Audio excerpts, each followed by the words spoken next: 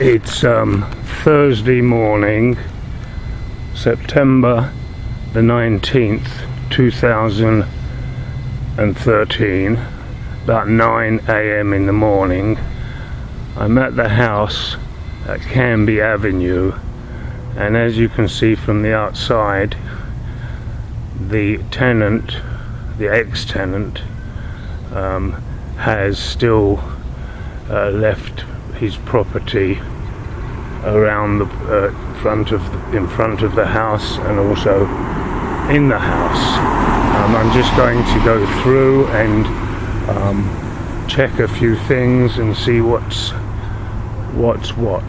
The tenant was originally evicted on the 30th of August 2013, given 15 days to collect his possessions, after making 2 attempts and 2 appointments with him, which he didn't turn up for. At the time, the 15 days had expired, and then on Monday, which was the 16th day, I told him that he may come and take his property away.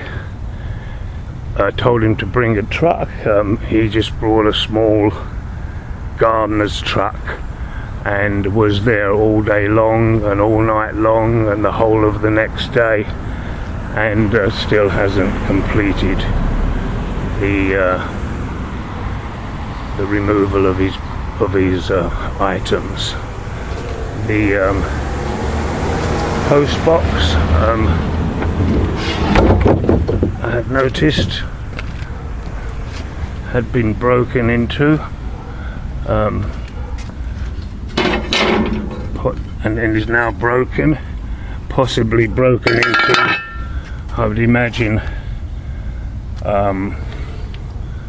by the evictee, who on one of the days that after he was evicted, came to continue to stay here. I don't know how many days, but he was actually arrested on one of the days that he decided to come and stay here after he was evicted, and left his keys here. So I have them. So therefore I would imagine he would have to break into the post box. Moving, this is another view of some of the property that he has left here. I'm proceeding now through the gate. This is the garden, which seems to be, fortunately, mostly unaffected by the tenant. This is the garage. The garage door had been, as you can see, broken into by the tenant, possibly by the tenant. I can't say, possibly by the tenant. One tile is missing from the steps. I'm proceeding into the house now, and I'm going to start with the living room. We enter to the living room. This is what the living room looks like at this particular time. This is the door to the garden, which has been forced during the time between the eviction and today. This seems like a broken television. The walls have holes in many different places, and the window treatments have been removed,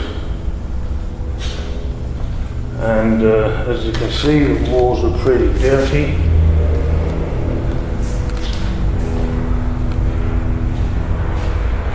This is more damaged holes in the walls in the living room. I don't know whether the smoke detector is working or not. Over here we seem to have had something splashed onto the walls. I'm now going to go into the kitchen. This is the kitchen.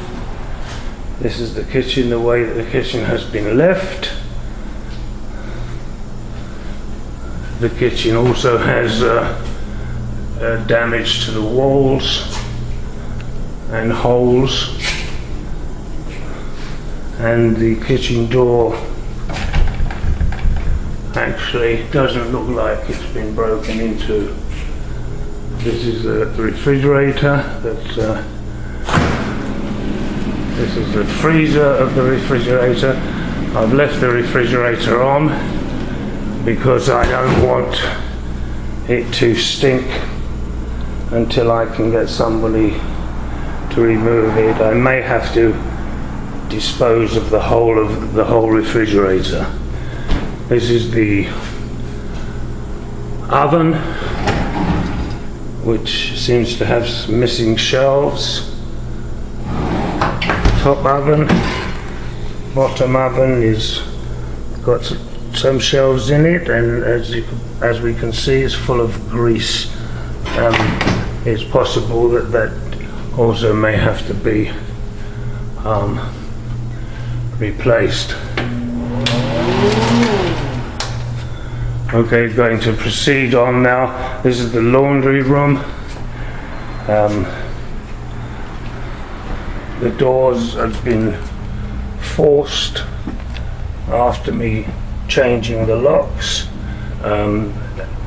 possibly done by the evictee.